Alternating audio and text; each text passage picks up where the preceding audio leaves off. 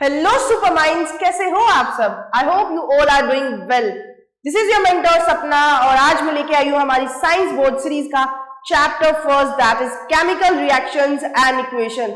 अगर अभी तक ये चैप्टर समझ नहीं आया और ये डिसाइड नहीं कर पा रहे हो कि क्या पढ़ूं, बोर्ड्स आने वाले हैं, प्री बोर्ड सर पे आके खड़े हो गए हैं, चैप्टर में इंपॉर्टेंट क्या क्या है, रिलैक्स, आज ये प्रॉब्लम खत्म हो जाएगी। तो चैप्टर को शुरू करते हैं और देखते हैं हमारे इंपॉर्टेंट टॉपिक्स हैं क्या और कैसे इसको कवर करना है। तो सबसे पहले जानेंगे केमिकल रिएक्शन क्या होती है। देखो, आप एक सब्सटेंस लेके चले थे, फॉर एग्जांपल आपने आटा लिया, अब आटे में आपने पानी मिक्स कर दिया। जब आप आटे में पानी मिक्स करोगे, उसको अच्छे से गूंथोगे तो आपका डो तैयार हो जाएगा। यानी आप आटा कुछ और सब्सटेंस लेके चले, आपका सब्सटेंस बना कुछ और। तो जब आप कोई ऐसी रिएक्शन करते हो जिसमें आप कुछ और सब्सटेंस लेके चलते हो, केमिकली कंबाइन करोगे और लास्ट में आपका जो एंड रिजल्ट होगा वो एक न्यू सब्सटेंस होगा, उसकी अपनी प्रॉपर्टीज होगी, तो इस पूरी प्रोसेस को आप केमिकल रिएक्शन बोलते हो। इसमें आपको तरह तरह के रिएक्शंस में चेंजेस देखने को मिलते हैं, जैसे कि आपका कलर में चेंज आ सकता है, आपका टेम्परेचर में चेंज आ सकता है, आपकी गैस फॉर्मेशन हो सकती है, आपका प्रेसिपिटेट फॉर्म हो सकता है, या फिर आपका स्टेट चेंज हो सकता है। स्टेट मतलब देखो, आपका मैटर 3 स्टेट में होता है ना, सॉलिड, लिक्विड एंड गैस। तो आपका स्टेट चेंज हो जाएगा। जस्ट लाइक आप हाइड्रोजन को ऑक्सीजन के साथ कंबाइन करोगे, मिलेगा क्या?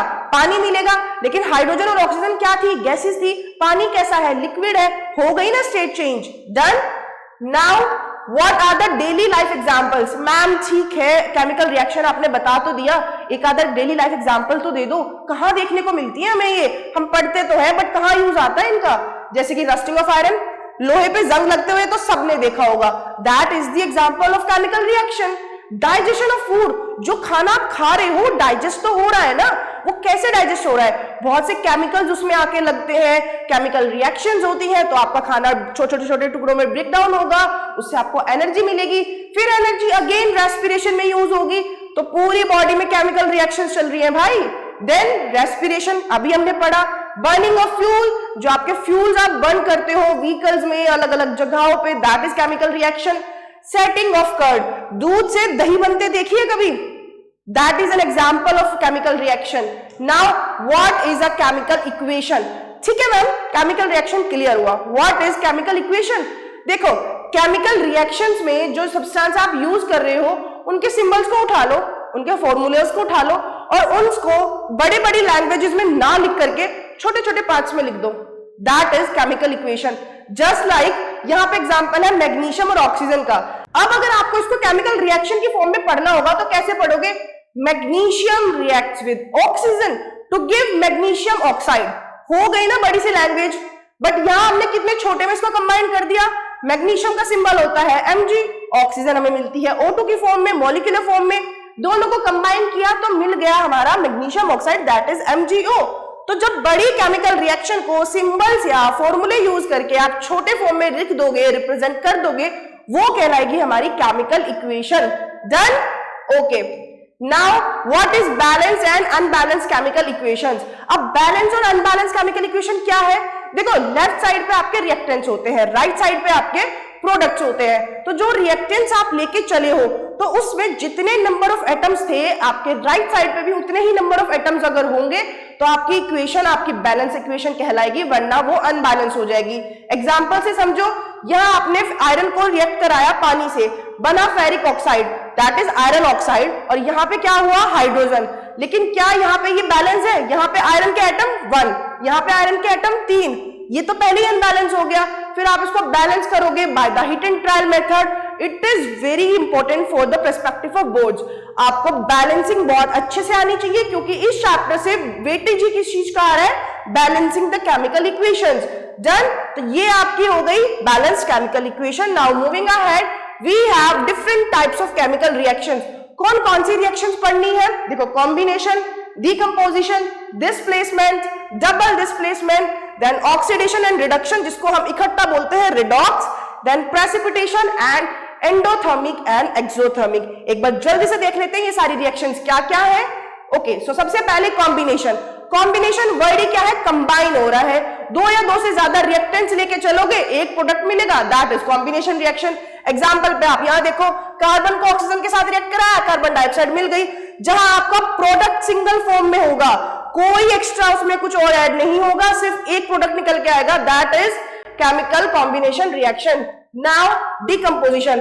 अब आपका क्या था, अभी तक कॉम्बिनेशन में आप 2-3 चीजों को लेके चल रहे थे और आपका सिंगल प्रोडक्ट मिल रहा था, बट आप सिंगल रिएक्टेंट लेके चलोगे और आपके अलग अलग प्रोडक्ट्स मिलेंगे।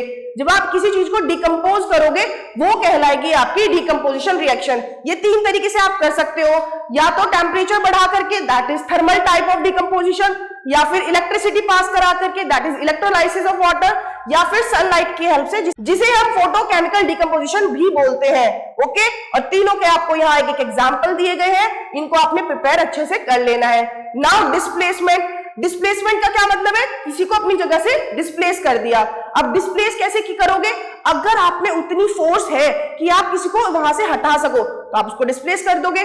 फोर्स का मतलब यानी आप उतने पावरफुल हो। अब पावरफुल केमिकल्स में हम कैसे समझेंगे, कोई सब्सटेंस ज्यादा रिएक्टिव अगर है, अगर आपसे कोई हायर रिएक्टिव ऑर्डर का कोई आ जाएगा तो आपको तो आसानी से खिसका देगा ना, डिस्प्लेस कर देगा। तो यहाँ पे जब हाईली रिएक्टिव मेटल आएगा तो वो लेस रिएक्टिव मेटल को डिस्प्लेस कर देगा, दैट इज डिस्प्लेसमेंट रिएक्शन। वहीं अगर डिस्प्लेसमेंट 2 बार हो जाए, that is double displacement reaction. But 2 बार कैसे होगी, वहां तो आयंस बनने लग जाएंगे। जैसे आप AgNO3 को ब्रेक डाउन करोगे तो क्या होगा, Ag पे आपका पॉजिटिव चार्ज आएगा, NO3 पे नेगेटिव आएगा। अभी हम करके देख लेते हैं। आप AgNO3 को ब्रेक डाउन करो, इस पे आया पॉजिटिव चार्ज, इस पे आया नेगेटिव चार्ज, NaCl पे, Na पे पॉजिटिव, Cl पे नेगेटिव। अब यहां प्लस माइनस हो गए हैं, बट ये कंबाइन तो एक साथ होंगे, तो इसका प्लस उठ करके आएगा इसके नेगेटिव के साथ और ये दोनों एक साथ आएंगे, दोनों के आयंस डिस्प्लेस हो जाएंगे। 2 बार डिस्प्लेसमेंट हुई है तो डबल डिस्प्लेसमेंट। आप देखो AgCl NaNO3 है ना, बिल्कुल आसान सी चीज समझने के लिए। देन और इसी के साथ हमारी 4 रिएक्शंस कंप्लीट हो गई हैं। Now precipitation reaction. भाई आपने कुछ चीजें रिएक्शन करवाई और कुछ आपको रिजल्ट्स मिल गए, बट कुछ सब्सटेंस ऐसे भी तो होते हैं जो रिएक्ट नहीं करते, वो नीचे अपने आप को सेटल डाउन कर लेते हैं, उसको बोलते हैं हम प्रेसिपिटेट का बनना। जैसे कि BaCl2 को Na2SO4 के साथ अगर आप रिएक्ट कराओगे तो आपको बैरियम सल्फेट मिलेगा, सोडियम क्लोराइड मिलेगा, बट बैरियम सल्फेट नीचे सेटल डाउन हो जाएगा, बैठ जाएगा आकर के, तो उसको बोलेंगे हम प्रेसिपिटेट का फॉर्म होना। और इसको आप रिएक्शन में कहीं आपको डाउन एरो अगर नजर आ रहा है, उसका मतलब है कि वहां पे प्रेसिपिटेट फॉर्म हुआ है, और वो कैसी रिएक्शन है हमारी, precipitation reaction. Done, okay. Now oxidation and reduction. कुछ चीजें याद कर लो, जैसे कि अगर आपके रिएक्शन में ऑक्सीजन जुड़ी है, सुनो, ऑक्सीजन आकर के ऐड हुई है, इलेक्ट्रॉन्स का लॉस हुआ है, या फिर हाइड्रोजन वहां से रिमूव की गई है, तीनों में से कोई भी सिचुएशन अगर हुई है, बिल्कुल आराम से समझ लेना ऑक्सीडेशन हुई है। ऑक्सीडेशन, ऑक्सीजन से तो वर्ड रिजेंबल कर रहा है ना, ऑक्सीजन का जुड़ना, हाइड्रोजन का हटना, या फिर इलेक्ट्रॉन्स का लॉस। आप दानी बन जाओ ना, दे दोगे तो आप पॉजिटिव साइड पे आ जाओगे, that is oxidation. Vice versa, oxidation remove हो रही है, हाइड्रोजन ऐड हो रही है, या फिर आप इलेक्ट्रॉन्स ले रहे हो, दैट इज रिडक्शन। यहां दोनों ही हो रहा है, देखो कैसे, ये मेरा CuO है, ये हाइड्रोजन है, कंबाइन कराओ, Cu रह जाएगा, H2O हो जाएगा। हाइड्रोजन में ऑक्सीजन ऐड हुई है, बट CuO से रिमूव हुई है, तो आपका दोनों एक साथ हो रहा है, ऑक्सीडेशन भी रिडक्शन भी। तो इस तरह की रिएक्शन को आप क्या बोलोगे, रिडॉक्स रिएक्शन। क्या बोलोगे, redox reaction. Clear, okay. Now moving ahead, we have last exothermic and endothermic. देखो एक्सोथर्मिक और एंडोथर्मिक आपके वर्ड्स को ब्रेक डाउन करके हम समझेंगे कैसे आप इसको एक्सप्लेन करने वाले हो। देखो थर्मिक वर्ड जो होता है वो सीधा सीधा डिपेंड करता है आपके टेम्परेचर पे, that is related to temperature. अब टेम्परेचर यहाँ पे आ चुका है, साथ में वर्ड है एक्सो और एंडो। एक्सो को आप रिलेट करो किसी चीज के एग्जिट से, यानी बाहर जाना, और एंडो यानी एंट्री। अब आपको बहुत ही कम सेकंड्स लगेंगे इसको समझने में। जब आपकी हीट निकल जाए, रिएक्शन में से बाहर हीट निकल रही है, दैट इज एक्सोथर्मिक। और जब आपको एंट्री करानी पड़ रही है, आपको एक्स्ट्रा हीट देनी पड़ रही है, दैट इज एंडोथर्मिक। क्लियर, आपके किसी रिएक्शन में अगर हीट निकल रही है, टेम्परेचर बढ़ रहा है, तो आप कहोगे कि वो रिएक्शन कैसी है, एक्सोथर्मिक। बट वहीं अगर आपको टेम्परेचर देना पड़ रहा है, हीट देनी पड़ रही है, that is endothermic. Clear, now moving ahead, we have important board diagrams. आपको कौन सा डायग्राम बोर्ड के पर्सपेक्टिव से इस चैप्टर से तैयार करना है? That is electrolysis of water setup. पानी की जब हम इलेक्ट्रोलाइसिस करते हैं उसका जो डायग्राम है that is of solution, electrolysis and electrodes. जब आप इसको अच्छे से प्रिपेयर करोगे, लेवल डायग्राम बना करके आओगे, पूरी प्रोसेस एक्सप्लेन करोगे, साथ ही इसके रिएक्शन अच्छे से लिखोगे, तो आपको टॉप करने से कोई नहीं रोक पाएगा। Now we have some questions, जैसे कि आपको इक्वेशन बैलेंस करने के लिए दे देंगे, आपको वो hit and trial method use करना है। देन आपसे पूछेंगे कि रेस्पिरेशन एक्सोथर्मिक रिएक्शन क्यों है?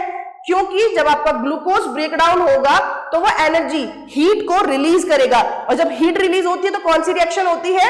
एक्सोथर्मिक। यही इसका रीजन है। दूसरे क्वेश्चन बहुत रिपीट जो होते हैं वो ये है कि आपको फेरस सल्फेट की रिएक्शन को बैलेंस करना है। बहुत इजी, आप आराम से करोगे। देन आपसे पूछा जाता है कि जो आपके AgNO3 का सोल्यूशन है, अगर हम उसे NaCl के सोल्यूशन में ऐड करेंगे तो क्या होगा कि आपका व्हाइट प्रेसिपिटेट बनेगा AgCl का, जो हमने अभी पढ़ा है। नाउ ऑक्सीडेशन रिएक्शन क्या है? एग्जांपल दो तो आप वो दे दोगे। And this is all what you have to prepare in this chapter. जल्दी से समरी ले लेते हैं। हमने केमिकल रिएक्शन समझा क्या है, उसके चेंजेस जाने, कलर में, टेम्परेचर में, प्रेसिपिटेट फॉर्म होता है, गैस में चेंजेस आते हैं। फिर हमने बैलेंस इक्वेशन समझी और ये समझा कि वो कंजर्वेशन ऑफ मास पे डिपेंड करती है। देन 5 मेजर टाइप के हमने रिएक्शंस पढ़ी है। उसके बाद हमने रिडॉक्स रिएक्शन पढ़ी है और बैलेंसिंग इक्वेशन सबसे ज्यादा वेटेज कैरी करता है इस चैप्टर का। ये हमारा जिस्ट था। And with this best of luck for your exams. आपको एग्जाम में टॉप करना है, अच्छे से देके आओगे। आई होप आपको सारे इंपॉर्टेंट टॉपिक्स क्लियर हुए हों।